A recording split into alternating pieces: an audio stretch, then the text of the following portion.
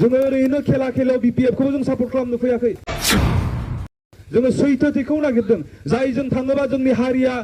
बासायजागोन जायजों थाङोबा जोंनि दिनै गोमानो थांनाय हाया बासायजागोन जायजों थाङोब्ला दिनै जोंनि सिफाय जानो नागिरनाय गामिया बासायजागोन जायजों थाङोबा दिनै जोंनि थानसालिया बासायजागोन जोंनि ब्रह्म मन्दिरा बासायजागोन जोंनि गिर्जाया बासायजागोन जायजों थाङोबा जोंनि दखनाया जोंनि आर'नाइया जोंनि राव हारिमुआ बासायजागोन बे बिथिङाव नोजोर होनानैसो जोङो BPFखौ सापर्ट खालामदों मानो बे 15 बोसोरनि सिगां जोंनि थागिबि फिसाफोरा जोंनि जायगायाव आलाय सिलाय जायाखैमोन बावैसो समनि सिगां मोनसे भिडिअ नुदों बुरै आबै सासे बैसो माने 60-55 इयार्सनि सासे आबै बिथाङा गावनि थफ्लाखौ जुना लानानै गिलु बालुयै बिथाङा गावनि न'आवनो मोनसे बारिजों खनाजों दोंबाय थायो आरो मिडिया थांनानै सोंदों आबै नोङो मानो बेबायदि अबस्थायाव दङ जेब्ला सोंदों आबैया फोरमायदों जे जोंनियाव फरेस्टारफोर फैयो पुलिसफोर फैयो आं बुरै अबस्था आं बुजानो गियो बेवहाय आंनि मैल'बान जिनिसफोरखौ आङो खाथुमनानै लादों खारनो थाखाय गामियाव रावबो थानो हालिया हौवाफोर गासैबो खारथिंलाबायना थानो गोनां जादों मानो जादों दिनै जोङो गावनि हायावनो आलाय सिलाय जानो थाखाय संग्राम खालामाखैमोन गुबुन बिबानाव थानाय बिबानगिरि नोंथांमोन बयनिसिमबो आंनि गोसो गोरबोनि अननाय आरो सिबिनायखौ आं बावहरग्रोनाय थाबाय थांनाय 2020 मायथाइनि 27 जानुवारियाव जों गोरोबथाबो खालामदों आरो NDP हिसाबै गोरोबथा खालामदों जोंनि गारबोनाय माखासे जारिमिनफोरखौ आं बुंनो हास्थायदों NDPनि सिगां BSF महरै जोंनि आफादा जोनोम मोनदोंमोन जाय आफादखौ दिनै जोबथेसालियाव थाबाय थानाय बेसेबांबा गोलाव जाथिनि मुङै सेक्रिफाइस खालामबोनाय सासे लिडारा दिनै 1986नि बै समाव 3 अक्ट'बर गावनि गामियाव अर्थात अदला खासिबारियाव बियो दादोंमोन आरो बे बर' सिकिउरिटि फर्स अर्थात BSFआ फुटबल गेलेनो थाखाय जोनोम मोनाखैमोन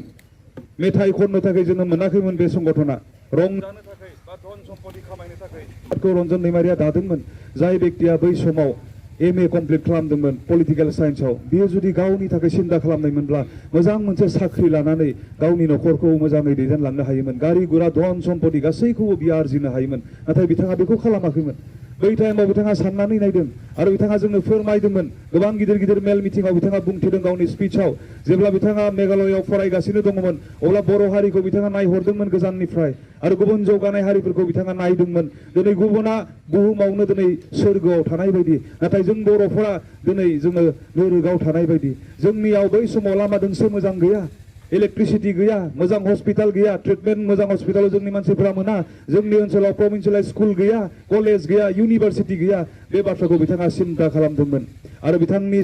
साननायाव बे BSFआ जोनोम मोनदोंमोन BSFआ दिनै हाथियारनि संग्राम खालामबोदों आरो बेबायदियै बर' जातिखौ बुहुमनि बिखायाव गोमालांनो नागिरनायनिफ्राय दिनै गाबथानो थाखाय खामानि मावबोदों जारिमिना दिनै बेखौ रोखायै फोरमायदों जोंनि गोबां दावहारु लोगोफोरा बे BSF बा NDPआव गावखौ थिसननानै बर' हारिनि थाखाय जिउ बावदों रायजोफोर दिनैसिमबो हारिया थांनानै थाथों होननानै जोंनि गोबां मुंख्लंफोरनि गोथै सहआ मानास हाग्रा गेजेराव दङ सोरनिबा गोथै सहआ दिनैसिमबो भुटानाव दङ सोरनिबा गोथै सहआ दिनैसिमबो म्यानमाराव दङ बांलादेशआव दङ बिथांमोननि जिउ बावनाय बिथांमोना मुंख्लं जानाया दिनै ओरैनो नङामोन रायजोफोर जातिया बुहुमनि बिखायाव थांनानै थाथों होननानै बिथांमोना गावनि आगोमा थै जिउखौ बावदों दिनै सोरखौबा मोजां मोननाया बुहुमाव जिउ होनानै मोजां मोननायनिख्रुइ देरसिन मोजां मोननाय जेबो एग्जाम्पल गैया मोजां मोननाया जोंहा गोबां रोखोमनि थायो नोङो सोरखौबा खोथादों मोजां मोनो सोरखौबा नोङो रां होनानै मोजां मोनो सोरखौबा नोङो माबा मोनसे हेफाजाब खालामनानै मोजां मोनो खिन्थु जीबन थै आरो जिउ होनानै मोजां मोननायनिख्रुइ पृथिबियाव आरो जेबो एग्जाम्पल गैया दिनै BSF एबा NDPनि बेकग्राउन्डनिफ्राय जोंनि गोबां दावहारु लोगोफोरा जिउ आरो थै होनानै हारिखौ फोथांनो थाखाय मोजां मोनदों बिथांमोननिख्रुइ देरसिन रावबो हारि अनग्रा गैया बिथांमोननिख्रुइ देरसिन दिनै पृथिबियाव एग्जाम्पल गैया स' बेबायदियै NDP एबा BSFआ बै समनिफ्राय जातिखौ गाबथादों जोङो गोरोबथा खालामनो गोनां जाबाय गोरोबथाखौबो जों बै समावनो बुंदोंमोन जों जिबायदि लुबैदोंमोन जों बेबायदि गोरोबथा मोनाखै जायनि थाखाय जोंनि गोरोबथानि उनावबो जोंनि दैदेनगिरिफोरा जोबथेसालियाव थानो गोनां जादों गोरोबथानि उनावबो जायनि थाखाय जोंनि दैदेनगिरि बा जोंनि लोगोफोरनि केसफ्रा मोनसेबो उइथड्र जायाखै बेबायदि गासै बिथिङाव जों नोजोर होनानै गोरोबथाया जोंनि लुबैनाय बायदि जायाखै होननानै जों रायजोनि गेजेरावबो फोरमायदों खारन जोङो सावरायनाय समाव सारमोनजों थाफानानै जों मोनदों जों बाहागो लाबोदों जों जि गोसोखां बिलाइखौ सेबखांनानै होदोंमोन बे गोसोखां बिलाइनि माखासे पइन्टसफोरा बेसेबांबा गोजौमोन नाम्बार 1आव जोङो आलादा रायजो सेपारेट स्टेट बर'लेण्डखौ जोङो लिरदोंमोन बिनिफ्राय जोबनाय पइन्टआव जोङो जेनेरेल एमनेस्टिनि बाथ्राबो जों लिरदोंमोन जाय दफा जाय पइन्टआ दिनै दफा महरै जुदि एमअएसआव फैयोमोनब्ला बा दफा महरै दिनै फैयोमोनब्ला गोरोबथायाव जोंनि गासै दायफोरा खमा मोनगौमोन बेबायदि मोजां पइन्टसफोरखौ जों लिरदोंमोन आरो बर' इयुथ्सफोरनि थाखाय जोङो बर' रेजिमेन्ट नांगौ होननानै बेबायदि पइन्टसफोरखौबो जों सोदोंमोन आरो बे गोसोखां बिलाइनि सायाव जों जेब्ला भारत सरकारजों सावरायगासिनो दङमोन बै समाव जाय व्यक्तिखौ भारतनि सेन्ट्रेल केबिनेटआ एपइन्टमेन्ट होनानै नोंथाङा थांदो एनडिपिजों सावरायहैदो आरो बर' हारिनि गथै जेंनाखौ एनडिपिनि गेजेरजों सुस्रांदो होननानै जाय व्यक्तिखौ थिनहरदोंमोन बेजों सावरायबाय थानाय समाव जोंनि सावरायनाया मोजां रोखोमै दावगादोंमोन बेखायनो दिनै जों बुंदों सम बारनायजों लोगोसे थांनाय 2020 मायथाइनि 27 जानुवारियाव जालांनाय जि गोरोबथा बे गोरोबथाया दिनै बर' हारिया लुबैनाय एबा एनडिपिआ लुबैनाय बायदि जायाखै जायनि थाखाय दिनै जोङो एसेबो रंजानो हायाखै दिनै नोंथांमोना आं फोरमान होनो नागिरदों 2003 मायथाइयाव बिएलटिआ सुक्ति खालामबाय बिटिसि सुक्ति खालामनानै जों एसेबाबो फिल खालामदों बे गोरोबथाया मोजां होननानै जोंनि लामाया मोजां नङामोन बिटिसि सुक्तिनि दारै जोंनि लामाया मोजां जादों जोंनि ओनसोलाव हस्पिटाल गैयामोन बिटिसि सुक्तिनि दारै जोंनि गेजेराव हस्पिटाल मोनफैदों जोंनि गेजेराव इउनिभारसिटि गैयामोन बिटिसि सुक्तिनि दारै जोङो इउनिभारसिटि मोनदों जोंनि गोबां बर' गामिफोराव खोमसि समाव हरनि समाव खोमसियै थानो गोनां जायोमोन दिनै जोंनि गासै गामिफोराव दिनै मोब्लिब गोहोआ थांदों बेबायदिहाय सुक्तिनि गेजेरजों जौगानाया जोंनि गेजेराव फैदोंमोन मोजां सुक्ति मोनबा जोंनि गेजेराव फैगौमोन आरो बेवखायनो जों दिनै बुंदों थांनाय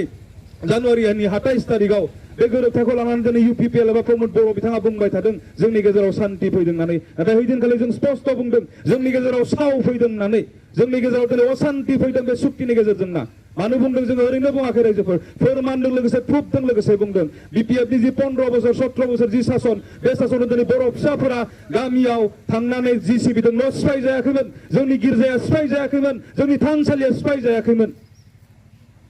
दिनै बेयावहाय जोङो बेफोर गासै बिथिंखौ नायनानै बे सुक्तिनि गेजेरजों दिनै जोंनि गेजेराव असान्ति एबा सावा फैदों होननानै जों बुंनो बाध्य जादों बे सुक्तिनि गेजेरजों दिनैबो जोंनि गोबां दैदेनगिरिफोरा जोबथेसालियाव थानो गोनां जादों रावबो गवाखै गनायनि जेबो राहाबो गैया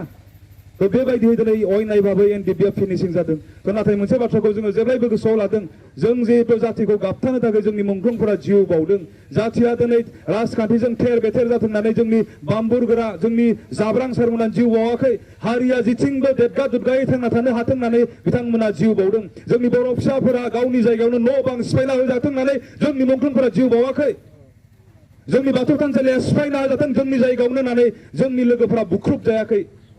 दिनै बेबायदि गासै जोंनि दुखु दाहाखौ जों नायबिजिरफिनदों आरो मुंख्लंफोरखौ बिथा खालामनानै दिनै जोङो राजनितिकआव बाहागो लानो गोनां बाध्य जादों बे थांखिनि थाखायनो दिनै आं उदालगुरिनिफ्राय नोंथांमोननि सेराव मोनफैदों रायजोफोर जोङो थाखा फैसा खामायनो थाखाय राजनितियाव फैयाखै अर्थात 7 तारिखआव जानो गोनां जि बिसायख'थि एमपिनि बे बिसायख'थियाव जोङो नांगोलनि सावगारियाव भट होनांगौ एबा खाम्फा बरगयारिखौ क'क्राझार समस्तिनिफ्राय एमपि महरै दिल्लीयाव दैथायहरनांगौ होननानै जोङो थाखा फैसा खामायनो फैयाखै रायजोफोर एकमात्र दिनै जोङो राजखान्थि नोजोरजों नायदों राजखान्थि नोजोरजों जोंनि हारि जोंनि हा जोंनि धोरोम जोंनि राव हारिमु गासैबो दिनै अलखदाव गोग्लैनायखौ नुनानै गोदोबो जोङो बिएसएफ बा एनडिपि हिसाबै जातिखौ गाबथाबोदों बासायबोदों बिपदनि समाव जोङो गसंबोदों दिनै जोङो एक्स जाखांनायनि उनावबो राहा गैया जों राजनितिकआव बाहागो लानो बाध्य जादों रायजोफोर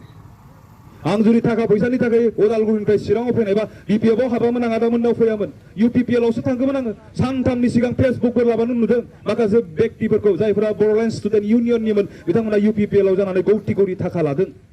आंबो बिथांमोनजोंसो थांगौमोन जुदि आं थाखा आरजिनो लुबैनायमोनब्ला आंहा जुदि थाखा आरजिनायनि सिन्ताधारा दङमोनब्ला आं इउपिपिएलआवसो जइन जागौमोन खारन बिपिएफआ दिनै सरकाराव गैया फैसा गैया नाथाय जोङो बे थांखिनि थाखायसो फैदों रायजोफोर जोंखौ फोथाय आरो जोंहा नोंथांमोननि सायाव फोथायनाय दङ जाय समाव नोंथांमोना जोंखौ सहाय खालामदों गिलु बालु समाव जोंखौ जाहोयो होननानै मिथिब्ला नोंथांमोना बुजायोमोन जोंखौ दोनो होननानै मिथियोबा सोरबाया गावजादों जोंखौ लामा सिनाय मोनियाव लामा बारहोदों होननानै मिथियोबा जेलाव थानो गोनां जादों बेबायदि समावबो एनडिपिखौ अर्थात बिएसएफखौ नोंथांमोना सहाय खालामनो नागाराखै बिनि फोरमाना जारिमिना दिनै रोखायै फोरमायदों दिनैनि तारिखआव जोंनि खावलायनायाव नोंथांमोना जोंजों लोगोसे थाफायोब्ला जेबो गिनो गोनां गैया बेबायदि गिनो गोनां गैयि टाइमाव नोंथांमोना जोंखौ अनसायगोन नोंथांमोना जोंनि बाथ्राखौ खोनासंगोन होननानै आं फोथायनानै दिनै नोंथांमोननि खाथियाव फैदों रायजोफोर जोंहा दिनै बेबायदि जेंनाफोरा नुजानायखाय जोङो राजखान्थियाव दिनै बाहागो लानो बाध्य जादों रायजोफोर दा माबायदि जेंना दिनैसिमबो दिनै जोंनि आफादगिरि जों लोगोसे एनडिपिनि गोबां दावहारु लोगोफोरा जोबथेसालियाव थानानै दङ बिथांमोना दिनै गोरोबथानि गेजेरजों गनानै फैयाखै दा गनानै फैयाखैब्ला बिनि अपसनखौ जों नागिरनांगोन बिथांमोनाबो जोंबायदि उदाङै गावनि न'खराव फैनानै गावनि बिमा बिफाजों थाफैनानै रायजो जानांगौनि मोन्थाया दङ जोंनि गेदेमा रन्जन दैमारि बिथाङा हारिनि थाखाय बेसेबांबा गोबाव सम हाग्रा बंग्रा थानानै सेक्रिफाइस खालामबाय बावसोमबोबाय बै बायदि व्यक्तियाबो जोंनि गेजेराव फैनानै नोंथांमोनजों लोगोसे सावरायफैनो मोननांगौनि मोन्थाय दङ तो बेबायदि व्यक्तिफोरखौ दिनै इनाय भाबै राजनितिकआ सिङाव सोसननानै दोनदों जोबथेसालियाव दिनै जोंनि दैदेनगिरिफोरखौ दोनदों तो बेयावहाय बिनि राहाफोरखौ दिनै जोङो राजखान्थियाव मोनगोन बेखौ फोथायनानै जों दिनै नागिरबोदों आरो खाम्फा बरगयारि बिथां बिपिएफनि आफादगिरि हाग्रामा महिलारि बिथांमोनजों जों जिरायनानै जों सावरायदों जोंनि गासै एनडिएफबिनि जेंनाफोरखौ बिथांमोननो खोन्थादों जेब्ला जोंनि बाथ्राफोरखौ बिथांमोना खोनादों अब्ला फंसेल' बाथ्रा बुंदों जे खामानि माव जों जुदि देरहायोब्ला नोंसोरनि गासै जेंना जेंसिखौ जोङो बोस्रांनानै होगोन होननानै बुंदों आरो जोंहा फोथायनाय दङ हाग्रामा महिलारि बिथाङा सासे एक्सपिरियेन्स गोनां व्यक्ति बिथाङाबो बिएलटिनि हाथियारनि संग्रामखौ बिथाङाबो खालामदोंमोन बिथाङाबो केस दङमोन बिथाङा गासै बिएलटि गावजों लोगोसे गासै बिएलटिफोरनि केसफोरखौ उइथड्र खालामनानै बिथांमोना फ्रि जानानै थादों एक्सपिरियेन्स हल्डार बिथाङा रोंगौथि दङ मावबोफेरदों बिथाङा बेवहाय जोंहा बिथांनि सायाव बांसिनै फोथायनाय दं आरो दिनै इउपिपिएलखौ जों मानो फोथाया आं साननैसो सिगां मथंगुरियाव केम्पेनाव सासे मानसिखौ लोगो मोनदोंमोन जाय व्यक्तिया माइनरिटि कमिउनिटिनिफ्राय थांनाय इउपिपिएलनि बे बिटिसिनि बिसायख'थियाव इउपिपिएलनिफ्राय बिथांखौ मथंगुरियाव केन्डिडेट महरै प्रमद बर' बिथाङा दैखांदोंमोन जाय व्यक्तिनि मुङा शाहजाहान आलीखौ जों जेब्ला लोगो मोनदों बिथाङा फंसे बाथ्रा जोंनो फोरमायदों आङो सानसेखालि सोंदोंमोन प्रमद बर'खौ जे बिटिआर सुक्तियाव सागान होनाय रन्जन दैमारि बिथाङा दिनैसिमबो जोबथेसालियाव दङ बिथांखौ बरननायनि सायाव नोंथांमोना मा खामानि मावदों मा खामानि मावगासिनो दङ एबा नोंथांमोना मा सिन्ता खालामो होननानै बे शाहजाहान आलीया प्रमद बर'खौ सोंदोंमोन अब्ला प्रमद बर'आ सिदायै मोनसे खोथा बुंबायनो नों जेननाय सासे व्यक्ति नों सिरिथा नों जेबो मिथिया नों मानो खर' सादों जायफोरा जेलाव दङ जेलावनो थाथों आरो जेलावनो सेवथों होननानै प्रमद बर'आ बिथांनि सिगाङाव बुंदोंनो अब्ला शाहजाहान आलीया बागदावबायनो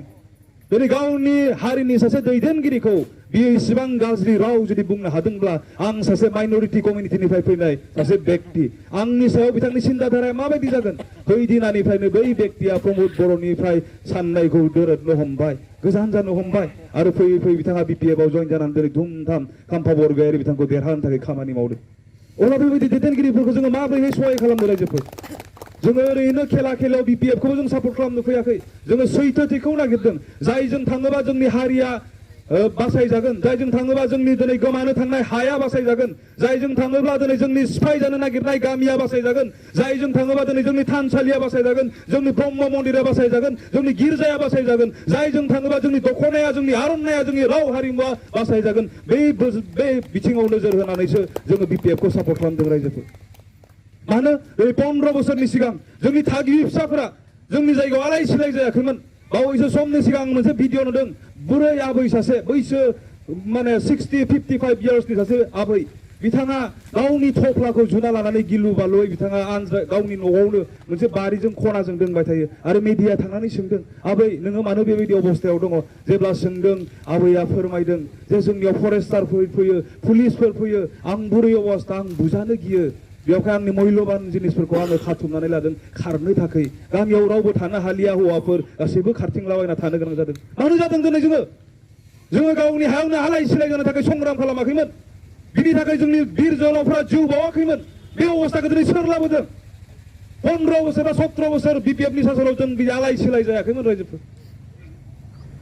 दिनै बेवहाय जोङो नायबिजिरदों बेवहायनो दिनै जों बुंदों राजखान्थिनि जेंनायाव जोंनि हा हु जोंनि राव हारिमु जोंनि धोरोम जोंनि संसार जानाय गासैबो दिनै थेर बेथेर जानो थांदों गोदोबो दिनै जातिखौ बुहुमनि बिखानिफ्राय जोबलांनो नागिरनायखौ नुनानै एनडिएफबियाव गोबां बर' जोहोलावफोरा जिउ बावसोमनानै जातिखौ बासायदों गोमालांनो नागिरनाय मुगै जानाय जातिखौ गिजानाय आरो फोथांफिननो थाखाय खामानि मावदों दिनैबो जोङो राजखान्थि बिथिङाव जोंखौ जिहेतु फोजोबनो नागिरदों मालाबा धोरोमजों सोखावनानै जोंखौ थुब्ला थुब्लि खालामनो नागिरदों मालाबा जोंनि हाखौ सिख'नो नागिरदों जोंखौ बुहुमनि बिखानिफ्राय खोमाफिननो नागिरदों जोंनि थैजों बायजानाय जि पलिटिकेल सिस्टेम जि बिटिसि बेखौ दिनै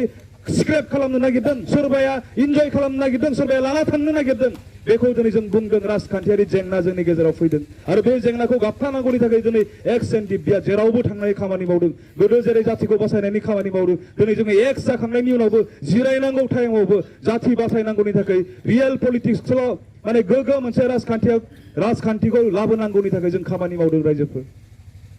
दिनै गोबां रोखोमनि जेंना आं नोंथांमोननि बे गोबां जायगायाव बै समाव बुंदोंमोन दिनै परिबर्तन प्रमोद बर' बिथाङा परिबर्तननि स्ल'गानजों दिनै बिटिसिआव सासनाव फैनो नागिरदों नाथाय जि परिबर्तनखौ प्रमोद बर'आ लाबोनो नागिरदों बे परिबर्तना जोंनि थाखाय मोजां नङा होननानै जोङो थांनाय 2020 मायथाइनि बिटिसि इलेक्सनावनो जोङो गारामा फुवार जों बुंदोंमोन जे सोलायनाया मोननै रोखोमनि थाखानाय मोजांनिफ्राय गाज्रियाव फैनाय बेबो सोलायनाय गाज्रिनिफ्राय साबसिनाव फैनाय बेबो सोलायनाया मोननै रोखोमनि अर्थात परिबर्तना मोननै रोखोमनि प्रमोद बर'आ जि परिबर्तनखौ लाबोनो नागिरदों बियो थाखानाय मोजांनिफ्राय गाज्रियाव फैनाय परिबर्तनखौसो लाबोनो नागिरदों होननानै जों बुंदोंमोन नुबाय दिनै जामारदों बिटिसिआ बेबायदिनो गोबांथार जोंनि सेंग्रा सिख्लाफोरा बिपिएफनि सासननि समाव साख्रि बाख्रि मोनदोंमोन गोबां बिटिसिनि रायजो राजाफोरा दिनै सोरबाया थिका मावनानै गावखौ फसंथान खालामनो हादोंमोन रांखावरि बिथिङाव जौगालांदोंमोन बेपारिफोराबो बेपार खालामनानै गावनि न'खरखौ सलायनो हानाय जादोंमोन दिनै जोंनि गिर्जा न'आ बै समाव सिफाय जायाखैमोन जोंनि बाथौ थानसालि जोंनि ब्रह्म थानसालिफोरा दिनै सिफाय जायाखैमोन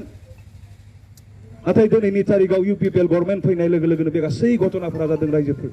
बेवखायनो जों बुंनायमोन बै समाव जि परिबर्तन दिनै प्रमोद बर'आ लाबोनो नागिरदों बे मोजां परिबर्तन नङा थाखानाय मोजांनिफ्राय गाज्रियाव फैनाय जि परिबर्तन बेखौसो लाबोनो नागिरदों होननानै दिनै मेगनजोंनो नुदों रायजो राजाफोरा गोबां नोंथांमोननि बे ओनसोलनि जोंखौ बै समाव बुंनाय बाथ्राखौ खोनानाय व्यक्तिफोरा दिनैसिमबो जोंखौ फन खालामो फंबाय नोंथांमोना जि बाथ्राखौ बुंनानै गालांनाय गासैबो आखरे आखरे जाजोब्बाय होननानै आरो जोंनिफ्राय हेफाजाब नागिरो गोदोबा हागौमोन जोङो बे जोंनि न'खौ सिफायनाय टाइमाव बहाबा गुलदुम गुलदाम खननैसो खालामना होबानो स्रि स्राय जानानै थागौमोन